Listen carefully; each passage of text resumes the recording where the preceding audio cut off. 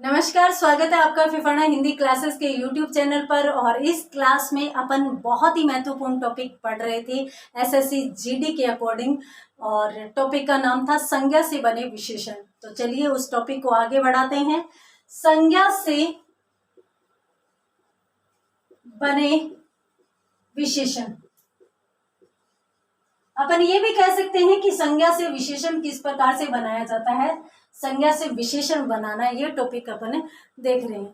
कल की क्लास में मैंने आपको होमवर्क दिया था और होमवर्क ये था कि नीय प्रत्यय से बने हुए शब्द आप लिखिए, और यदि आपने इस प्रकार के शब्द लिखे हैं तो आप मुझे जल्दी से कमेंट बॉक्स में लिखकर बताइए कि आपने इस प्रकार के इतने इतने शब्द लिखे हैं।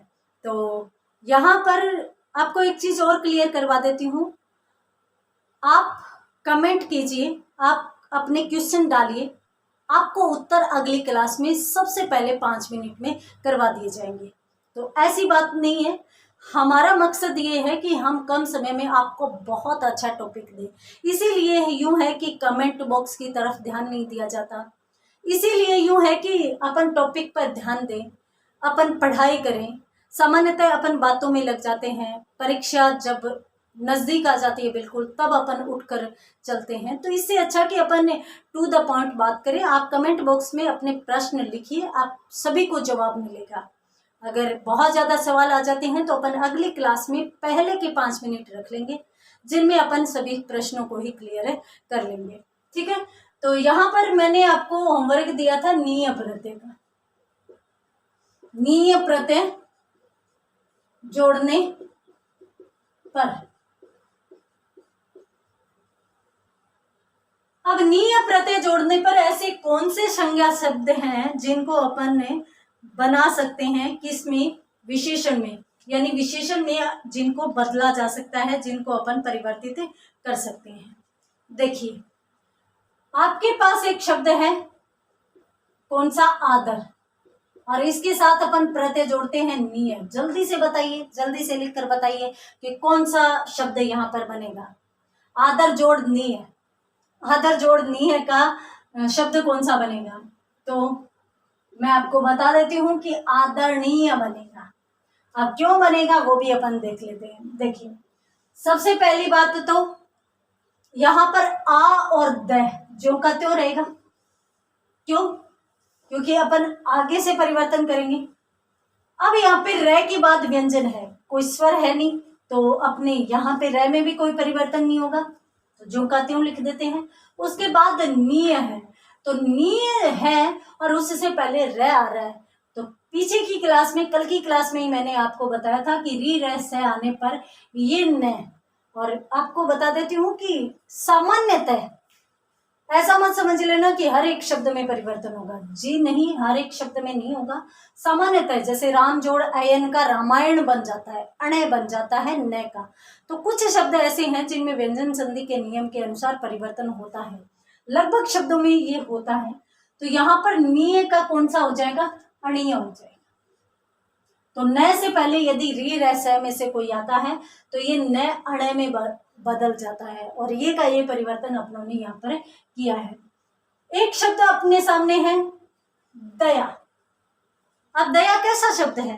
संज्ञा, सर्वनाम, क्रिया, विशेषण, कैसा शब्द है? तो देखिए संज्ञा शब्द है, दया भी एक भाव है, और भाव का नाम भाववाचक संज्ञा में जाता है। तो दया के साथ अपनों ने प्रत्यय जोड़ा नीय। शब्द क्या बना? देखिए यहां पर ये अलग सा शब्द बनेगा, दया का दय हो जाएगा, और आगे क्या होगा? नीय। ये उच्चारण की शुद्धता के लिए परिवर्तन इस प्रकार से किया जाता है। दया जोड़ नीय का दयनीय हो जाता है, दयनीय नहीं होगा। ये आप यहाँ पर ध्यान रखेंगे। उसके बाद यदि अपन कुछ और शब्दों को यहाँ पर देखें तो देखिए एक शब्द आपके सामने है पूजा जोड़ नीय। अब यहाँ पे भी उसी प्रकार का परिवर्तन होगा, पूजनीय, यानी शब्द क्या बनेगा? पूजनीय बनेगा। इन दोनों शब्दों में आ की मात्रा हट जाती है। उसी प्रकार से यदि अपन बात करें अन्य शब्दों की तो देखिए एक शब्द आपके सामने है निंदा, और इसके साथ भी अपन प्रत्यय जोड़ें तो प्रत्यय कौन सा, नीय, तो शब्द क्या बनेगा, निंदनीय। यहां पर भी निंदा का क्या हो रहा है, निंद हो रहा है। आ का स्वर यहाँ पे समाप्त होके ए हो रहा है, यानी एक एक स्वर की यहाँ पर ह्रास हो रही है। अब यहाँ पर आ का है, आ का है, आ का है, यानी एक स्वर यहाँ पर कम किया जा रहा है। आपको मैं बता देती हूँ, मैंने स्पेशली इसलिए नहीं बताया था क्योंकि ये कोई सर्वमान्य नियम नहीं है और सभी शब्दों में नहीं आता, तो इसलिए कम से कम अपन सर्वमान्य नियम तो नहीं बनाए इसको, तो इसलिए अपन ये कुछ जो शब्द है उनको ध्यान में रख लेते हैं। यहाँ पर अपन जानते हैं ये शब्द अपन व्यवहारिक तौर पर काम में भी लेते हैं, निंदनीय, पूजनीय, दयनीय, तो इसलिए यहाँ से अपने को समझ में आ जाएगा। बस आपको इतना याद रखना है कि यहाँ पर दया कोई मूल शब्द होता ही नहीं है, दया होता है, पूज कोई मूल शब्द होता ही नहीं है, पूजा होता है, और निंद नहीं होता, निंदा होता है। तो इस तरीके से आप थोड़ा सा यदि विचार करेंगे तो इस प्रकार के शब्द आपके गलत नहीं होंगे। उसी प्रकार से मान लीजिए कि एक शब्द और है आपके सामने, और शब्द क्या है, विश्वास, और विश्वास के साथ यदि अपनों ने प्रत्यय जोड़ा, कौन सा, नीय जोड़ा, तो यहां पर देखिए शब्द में परिवर्तन कुछ अलग तरीके से होगा, और अलग क्या होगा, ये शब्द बनेगा विश्वसनीय, ये शब्द बनेगा, विश्वास जोड़ नीय का विश्वसनीय शब्द बनेगा, ये भी परिवर्तन अलग सा है। तो इन शब्दों को आप स्पेशली ध्यान में रखेंगे संज्ञा से बने विशेषण में, कि इस प्रकार के शब्द भी है जिनको बनाया जा सकता है, और ये भी संज्ञा से बने विशेषण है, ये सारे की सारी संज्ञाएं हैं और ये सारे के सारे विशेषण हैं। महत्वपूर्ण जितने भी प्रत्यय थे उनसे बने हुए सभी के सभी शब्द अपनों ने क्लियर कर लिए हैं। तो कुछ शब्द ऐसे हैं जिनमें अपने को देखना है कि जो विशेषण है उनमें किस प्रकार से संज्ञा से विशेषण बनाए गए हैं, तो उनको अपन यहाँ पर देख रहे हैं। पहली बात तो मैं एक चीज बता देती हूँ, पहले आप इसका स्क्रीनशॉट लीजिए, और अब अपन कोई प्रत्यय विशेष से नहीं देखेंगे, कुछ महत्वपूर्ण शब्दों को ही क्लियर करने वाले हैं यहाँ पर। तो मैं आपको बता देती हूँ कि प्रत्यय का एक नियम होता है, जहां पर भी आपको कोई भी असमंजस की स्थिति लगती हो तो वहां पर आप एक काम करेंगे, और काम ये करेंगे कि जो मूल शब्द है ना उसको छांटने का प्रयास करें। प्रत्यय टॉपिक भी आपके सिलेबस में है, और प्रत्यय को समझने का महत्वपूर्ण तरीका यह है कि आप पहले मूल शब्द की तरफ ध्यान दो। अगर आपने मूल शब्द की तरफ ध्यान नहीं दिया तो आगे आप कुछ भी कर सकते हैं, किसी को भी प्रत्यय बना सकते हैं। तो पहले क्यों न चयन करके मूल शब्द को ही अलग कर दिया जाए, उसके बाद आगे वाली जो चीजें हैं उनको अलग कर दिया जाएगा। तो यहाँ पर अपन कुछ ऐसे शब्द देख रहे हैं जो संज्ञा से विशेषण बनते हैं, कौन कौन से प्रत्यय से जुड़कर बनते हैं, अलग अलग अपन देख रहे हैं। यहाँ पर कोई स्पेशल प्रत्यय को लेकर अपन नहीं चलने वाले हैं, और इनको मैंने इसलिए लिया है क्योंकि ये महत्वपूर्ण शब्द है, अलग से शब्द है। देखिए एक शब्द होता है अंशुल। अब यूं पूछ लिया जाए कि भाई अंशुल शब्द किस प्रकार से बना है, तो मैं आपको बता देती हूँ कि पहले तो अपने को जाना है मूल शब्द की तरफ कि मूल शब्द इसमें क्या है, ए है या अंशु है या अंशुल है, मूल शब्द क्या है। तो देखिए मैं आपको बता देती हूँ कि अंशु शब्द मूल है। क्यों? क्योंकि अंशु का शाब्दिक अर्थ होता है किरण, तो बाकी कौन बचा, लय, लय यहाँ पर प्रत्यय हो जाएगा, और अंशु किरणों को कहते हैं, उनका नाम है, तो ये किस में जाएगा, संज्ञा में जाएगा, और लय प्रत्यय जुड़ने से ये क्या बना, अंशुल बन गया। तो जहां पर किरणें छाई हुई हो या अंशु से भरा हुआ जो क्षेत्र हो उसे अपन अंशुल कहते हैं, अंशु से सराबोर, तो वहां पर ये विशेषण का काम करेगा। तो ये शब्द क्या माना जाएगा, संज्ञा से बना विशेषण माना जाएगा। कभी कभार अगर पेपर का लेवल अच्छा आ जाए तो इस प्रकार के प्रश्न पूछे जा सकते हैं, अपन इन शब्दों को भी क्लियर कर लेते हैं। अलग से शब्द लेकर आई हूं, यहां पर मान लीजिए कि आपके सामने एक शब्द है आत्मिक, तो ये शब्द किससे मिलकर बना है, देखिए आत्मा, और आत्मा क्या है, नाम है, और इसके साथ प्रत्यय कौन सा है? इक है। तो आत्मा के साथ इक प्रत्यय जोड़ने से शब्द क्या बनता है? आत्मिक बनता है। ये विशेषण है और ये संज्ञा। हाँ, ये याद रखिए, ये सारे के सारे संज्ञा से बने विशेषण मैं आपको बता रही हूँ। तो आप ध्यान में रखिए कि ये विशेषण शब्द है और ये संज्ञाएं हैं और ये इनसे अलग होने वाले प्रत्यय हैं। अन्य शब्दों में यदि अपन देखें तो देखिए, एक शब्द आपके सामने है उत्कंठित, ये शब्द है।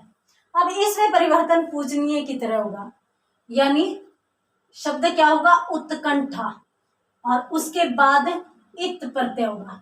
तो यहां से उत्कंठा का आ हट जाएगा, यानी आ समाप्त हो जाएगा और ई की मात्रा लग जाएगी। तो उत्कंठित शब्द भी कैसा शब्द माना जाएगा? विशेषण शब्द माना जाएगा।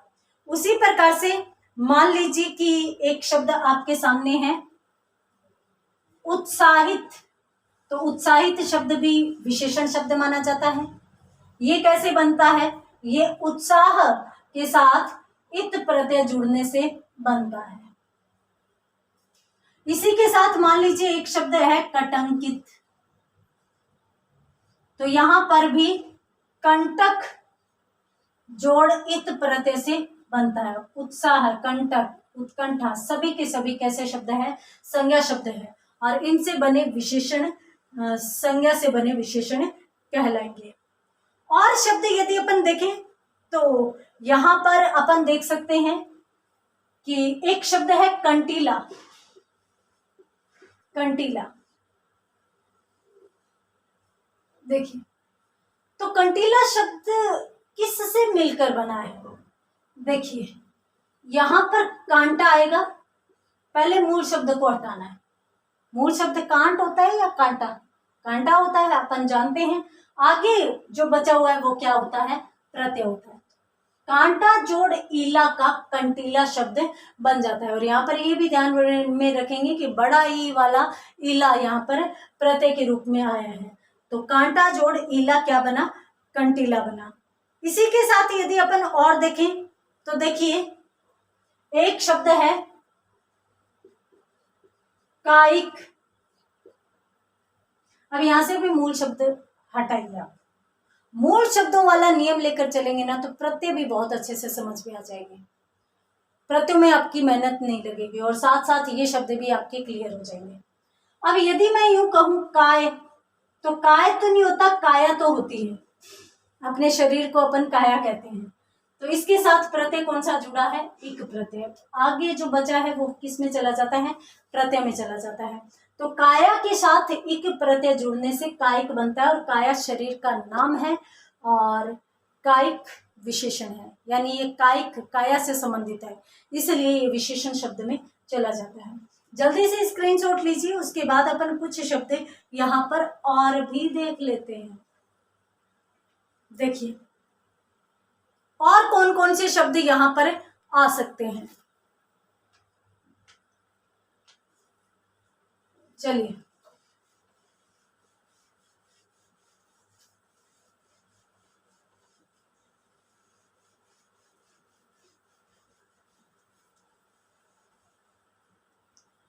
मान लीजिए आपके सामने एक शब्द है कालिक।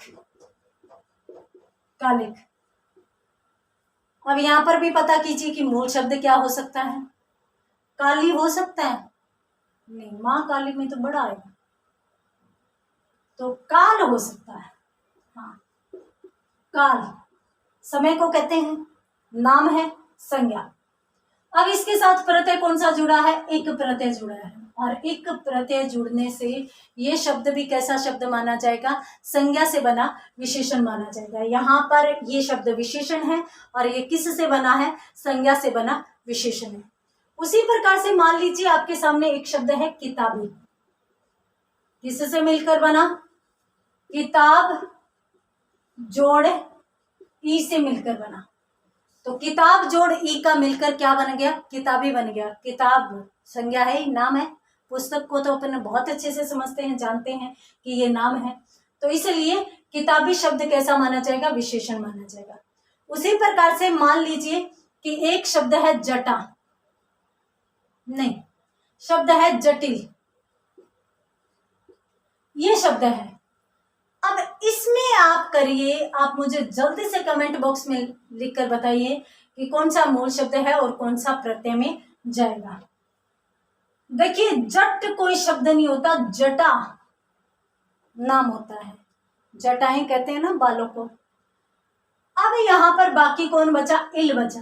तो इल यहाँ पर प्रत्यय के रूप में आ जाएगा। जटा जोड़ इल का क्या बन गया? जटिल बन गया। और जटिल शब्द भी संज्ञा से बने विशेषण में ही जाएगा। ये चीज भी अपने को ध्यान रखनी है। उसी प्रकार से मान लीजिए कि एक शब्द आपके सामने है जातीय। अब जातीय जो शब्द है, इसमें मूल शब्द क्या होगा? मूल शब्द होगा जाति, और प्रत्यय कौन सा जाएगा? ईय जाएगा। देखिए, जातीय, ये हमारा जातीय मामला है, मतलब जाति से संबंधित है। तो जाति तो किसी का नाम हो गया, और ईय प्रत्यय जुड़ने से जो जातीय शब्द बना, ये किस में चला जाएगा? विशेषण में चला जाएगा। उसी प्रकार से मान लीजिए एक शब्द आपके सामने है जैविक। आप बताइए, जैविक शब्द में कौन सा मूल शब्द होगा? तो यहाँ पर इक प्रत्यय आ रहा है, तो जाहिर सी बात है कि जीव जोड़ इक होगा। और प्रत्यय का नियम कौन सा रहेगा? इक प्रत्यय होता है तो यहाँ पर आदि परिवर्तन होता है, यानी प्रारंभ में परिवर्तन होगा। और प्रारंभ में यदि ई ए आई है तो आई बनेगा। तो इसी प्रकार से यहाँ पे बड़ा ई है तो बड़ा ई का क्या बन गया? आई बन गया। और जय पे बड़े ई की जगह कौन सी मात्रा लग गई? आई की मात्रा लगी। और ये नियम कोई भी अभ्यर्थी ऐसा है जो आज की क्लास में जुड़ा है, तो ये नियम मैं इस क्लास में बता चुकी हूँ, अपने चैनल की क्लास में। अपन पहले इस नियम को बहुत अच्छे से पढ़ चुके हैं, एक प्रत्यय के नियम को। तो आप पीछे की क्लासेस में जाइए और अच्छे से क्लियर कर लीजिए। ये दोनों ही जगह महत्वपूर्ण माना जाएगा। इस टॉपिक में भी ये विशेष है और इसके साथ साथ प्रत्ययों में भी ये विशेष माना जाएगा। तो आप इसको अच्छे से समझ लीजिए। यहाँ पर बताया गया है वहां पर कि इक प्रत्यय जुड़ने से किस प्रकार से कौन सा परिवर्तन हो सकता है। देखिए, एक शब्द आपके सामने है तरंगित। देखिए, यहां पर तरंग मूल शब्द है और उसके साथ इत प्रत्यय जुड़ा हुआ है, तो शब्द क्या बन जाएगा? तरंगित। यानी तरंग गए पर ई की मात्रा आ जाएगी, तरंगित शब्द बन जाएगा। और तरंगित शब्द कैसा है? तरंग से बना है, तो संज्ञा से बना विशेषण माना जाएगा। उसी प्रकार से मान लीजिए कि एक शब्द आपके सामने है द्रवित।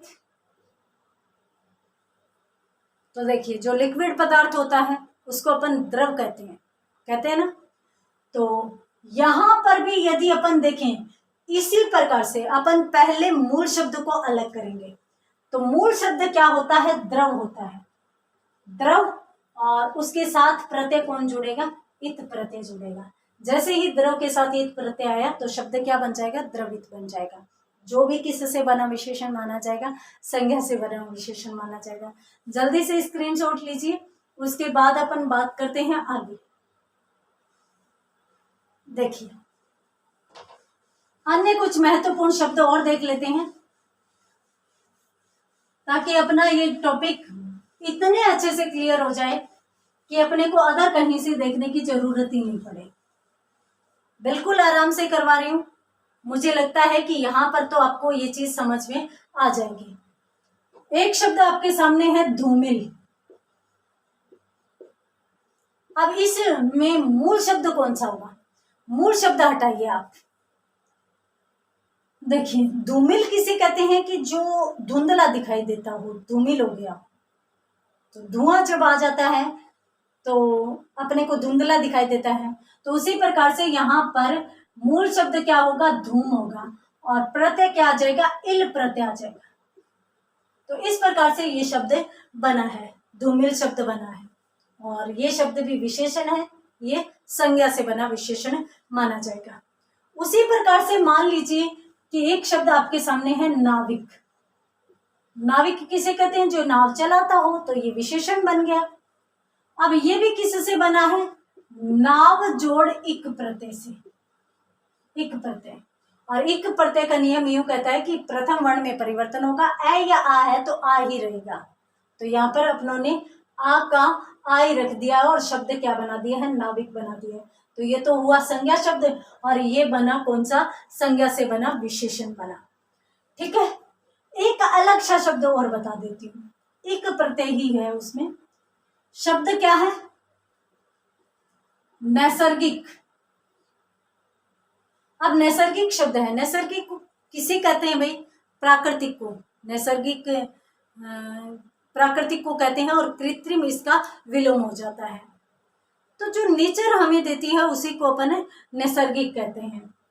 अब यहाँ पर मूल शब्द आप देखिए, इस प्रकार के शब्द जो होते हैं नए शब्द, उनमें अक्सर अभ्यर्थी कंफ्यूज हो जाता है, और खास तौर पर यदि वो एग्जामिनेशन हॉल में हो तब तो दिमाग बंद हो जाता है, फिर समझ में नहीं आता कि क्या करें।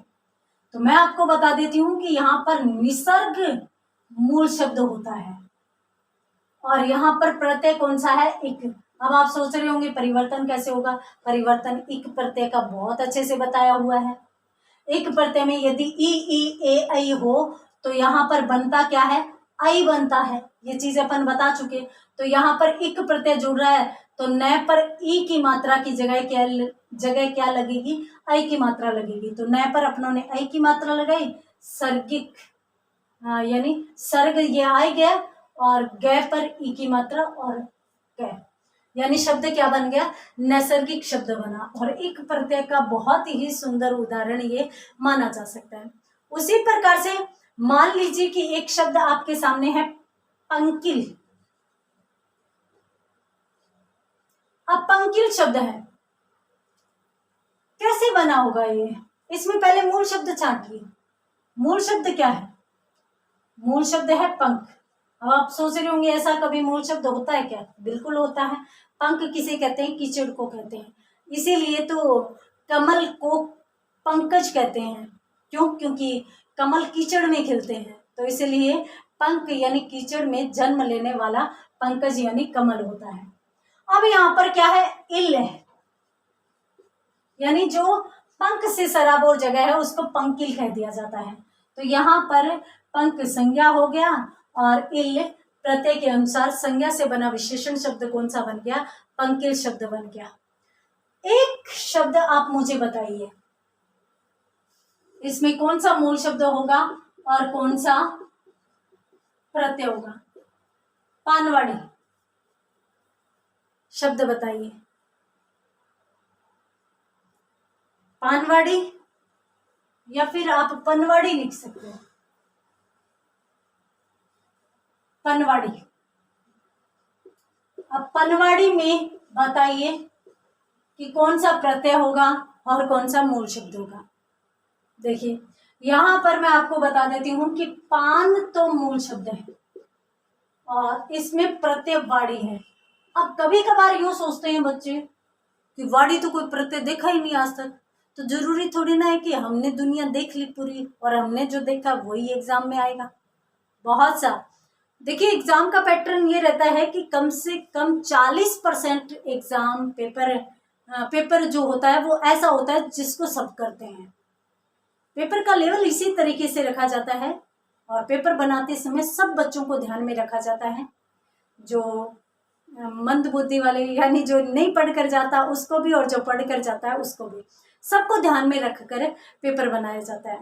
अब यहाँ पर ये होता है कि 30 से 40% पेपर तो सब हल करते हैं क्योंकि वो सरल होते हैं। वो उन लोगों के लिए हैं जिनका IQ लेवल कम है या फिर जिन लोगों ने तैयारी नहीं की है, अब वो लोग तो इतना करके ही आएंगे। अब 30 से 40% तो सभी लोग करेंगे। अब जो 40 से 60% है वो कुछ पढ़कर आए हैं, कुछ पढ़कर आए हैं यानी ठीक तैयारी करके आए हैं, वो लोग करेंगे। और 60 से 80% के बीच में वो लोग जाएंगे जो बहुत अच्छी तैयारी करके आए हैं, बहुत अच्छी। और 80 से प्लस कोई नहीं जाएगा। क्यों? क्योंकि 20% पेपर ऐसा होगा जो किसी का नहीं देखा हुआ। सामान्यतः ऐसा होता है, लेवल ऐसा रखा जाता है कि 20% पेपर बहुत ही ज्यादा हार्ड दिया जाता है। कि वहां तक यदि कोई पहुंच गया तो वो तो फिर टॉपर ही बनेगा। तो इसलिए लगभग अभ्यर्थी, मेरिट इतनी जाती है 80%। और यदि कोई बहुत इजी है पेपर आ जाता है तो फिर वो परीक्षा का लेवल नहीं है, वो परीक्षा के स्तर के अनुसार पेपर बनाया ही नहीं गया। अगर पेपर बहुत अच्छा बना है अकॉर्डिंग टू एग्जाम तो पेपर इसी प्रकार से होना चाहिए, 80% से प्लस कभी मेरिट जानी नहीं चाहिए। और यहाँ पर जो बिना पढ़े गए हैं ना वो 30 से 40% तो करेंगे ही करेंगे। और वहां पे वो यूं सोचते हैं थोड़ा सा पढ़ लेता तो मैं सेलेक्ट हो जाता, क्योंकि मुझे इतना कुछ आ रहा है, बिना पढ़े तो मैं पता नहीं कितना कर सकता हूँ। जी नहीं, आप इतना ले रहे हो, आप बिना पढ़े ले रहे हो, थोड़ा बहुत पढ़ कर आते तो भी इतना ही लेते। और यहाँ से आपको आगे बढ़ने के लिए बहुत अच्छी तैयारी की आवश्यकता रहेगी। तो इसलिए किसी भी प्रकार की गलतफहमी न रखें, बहुत अच्छी तैयारी के साथ जाएं, अपने साथ न्याय करें, पेपर के साथ न्याय करें। तो यहाँ पर जो शब्द है वो कौन सा हो जाएगा? पनवाड़ी। और किस से बना है? पान जोड़े वाड़ी से बना है। क्यों? क्योंकि मूल शब्द पान ही होता है, पन तो कोई शब्द ही नहीं है। तो इसलिए पान यहाँ पर मूल शब्द हो जाएगा और शब्द क्या बन जाएगा? पनवाड़ी। उसी प्रकार से मान लीजिए एक शब्द है फैनिल। अब इसमें मूल शब्द की बात करें तो मूल शब्द तो होता है फैन यानी झाग, और उसके साथ प्रत्यय कौन सा जुड़ा है? इल। तो फैनिल शब्द भी कैसा माना जाएगा? विशेषण माना जाएगा, और उस संज्ञा से बना विशेषण। तो जल्दी से स्क्रीनशॉट लीजिए। कुछ शब्द अपन और भी यहाँ पर देख लेते हैं, थोड़े से शब्द बचे हैं वो देख लेते हैं, जहां पर अपने महत्वपूर्ण सभी शब्द क्लियर हो जाएंगे। चलिए,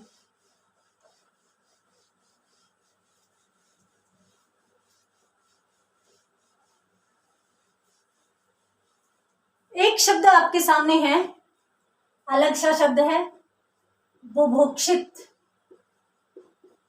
ये शब्द है। अब आप चौंक गए होंगे कि ये कौन सा विशेषण है। जी बिल्कुल, ये विशेषण है। बुभुक्षा का मतलब भूख होता है, तो बुभुक्षित यानी जो भूखा हो। तो यहाँ पर जो मूल शब्द होगा वो बुभुक्षा होगा, बुभुक्षा। और उसके साथ प्रत्यय कौन सा जुड़ा है? इत प्रत्यय जुड़ा है। तो बुभुक्षा शब्द जो भूख है वो किसी एहसास का नाम है। हमें महसूस होता है ना कि हमें भूख लग चुकी है, तो नाम है, इस कारण ये संज्ञा में जाएगा। और ये इत प्रत्यय से जुड़कर किस में चला जाएगा? संज्ञा से बने विशेषण में चला जाएगा। उसी प्रकार से मान लीजिए कि आपके सामने एक शब्द है वायव्य। अब देखिए यहां पर परिवर्तन किस प्रकार से होगा। देखिए यहां पर जो मूल शब्द है वो वायु है, ये हम जानते हैं। वाय कोई शब्द नहीं होता, वायु मूल शब्द होता है। अब उसके साथ प्रत्यय की बात करें तो प्रत्यय ये आया है इसमें। अब ये प्रत्यय आया है तो ये वह कहां से आ गया, ये यदि प्रश्न उठाएं तो देखिए यहाँ पर संधि के अनुसार परिवर्तन हुआ है। संधि में अपन देखते हैं कि यदि उ के साथ अन्य वर्ण आ जाता है तो ये आधे वह में बदल जाता है, ये अपन जानते हैं। और आगे कोई स्वर नहीं है तो ये आधा का आधा रह जाएगा। यहाँ पे कोई स्वर होता तो ये वह पूरा हो सकता था, ए आ ई किसी भी मात्रा से इसको पूरा किया जा सकता था, परंतु कोई भी स्वर नहीं होने के कारण ये होता है। और ये मैंने पहले भी बताया कि कवि जोड़ ये का काव्य बनता है ना। क्यों? क्योंकि स्वर नहीं होता, तो आधा बढ़ने के बाद ये आ जाता है। उसी प्रकार से मान लीजिए कि एक शब्द आपके सामने है वैष्णव। अब इसमें कौन सा प्रत्यय है ये याद रखिए, यहां पर विष्णु के साथ ए प्रत्यय जुड़ा है। क्यों? क्योंकि ये अपत्यवाचक शब्द है। और याद रखना, अपत्यवाचक शब्दों में यदि अंत में वह आया हो, चाहे वो सैंधव हो, चाहे किसी भी प्रकार का शब्द हो, उनमें अंत में यदि वह है तो वहां पर अप्रत्यय होगा, ये अलग सा शब्द है। और यहाँ पर मैं आपको बता देती हूँ, विष्णु भगवान अपने जो त्रिदेव है उनमें विष्णु एक देवता है, उनका नाम है, तो संज्ञा हो जाएगा। और वैष्णव विष्णु से संबंधित होने के कारण ये विशेषण में चला जाएगा, तो ये भी संज्ञा से बना विशेषण माना जाएगा। उसी प्रकार से मान लीजिए कि एक शब्द है स्तुत्य, यानी स्तुति करने योग्य है। तो यहाँ पर जो शब्द बनेगा, मूल शब्द रहेगा वो स्तुति रहेगा, और उसके बाद जो प्रत्यय होगा वो ये होगा। तो इस प्रकार से ये थे कुछ महत्वपूर्ण शब्द, इनका भी स्क्रीनशॉट लीजिए। और इसी के साथ अपना ये टॉपिक पूरा होता है। संज्ञा से बने विशेषण अपनों ने बहुत से शब्द देखे हैं, महत्वपूर्ण शब्द भी देखे हैं, पीछे एग्जाम में आए हुए शब्दों में से भी मैंने लिए हैं। तो उम्मीद करती हूँ ये टॉपिक बहुत अच्छे से समझ में आ गया होगा। मिलते हैं अगली क्लास में अगले टॉपिक के साथ, तब तक के लिए धन्यवाद।